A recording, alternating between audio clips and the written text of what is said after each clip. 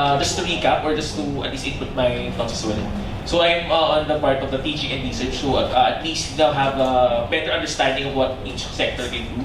So for example, in our program of like corporate management, there are internships. So maybe we can integrate internships with different sectors, not just corporations. Maybe we can intern at Quezon. What's that? Name? Alabat, correct?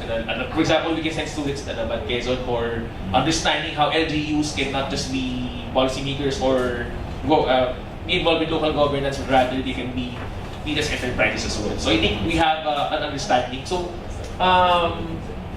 before we end, these are some of the next steps that I have noted that we can do that proceed moving forward. So,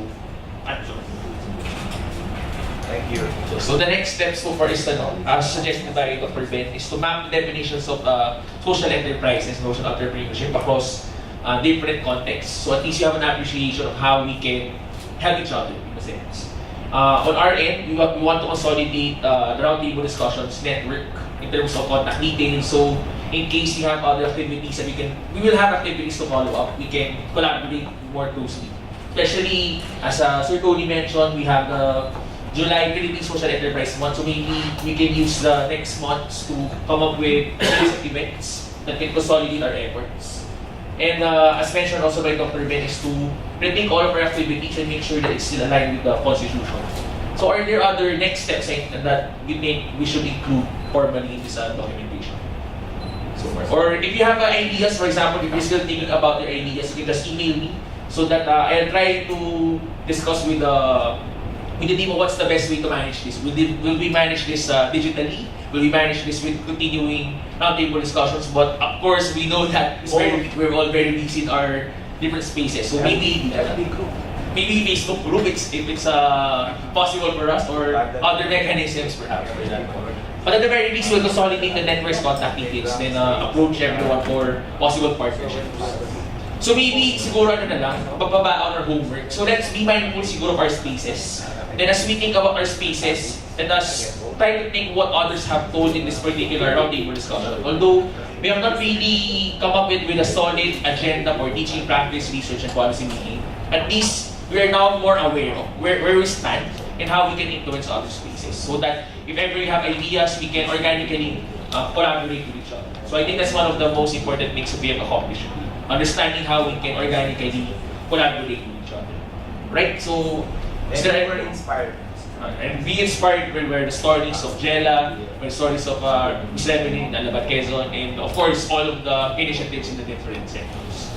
So, any other insights or comments you'd like to mention?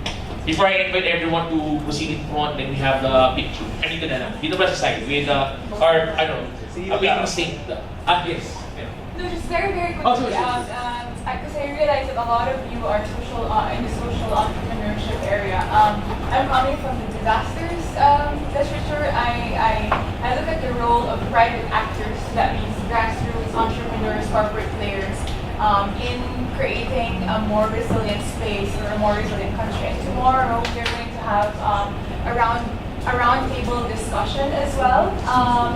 And that is very much like this, and we have representatives from the Class Innovation Labs, PDRF, the Philippine Disaster Resilience Foundation, DTI Vismed as well, academia. And if you are free tomorrow, I think that you'll probably have you would probably provide good inputs to the roundtable discussion.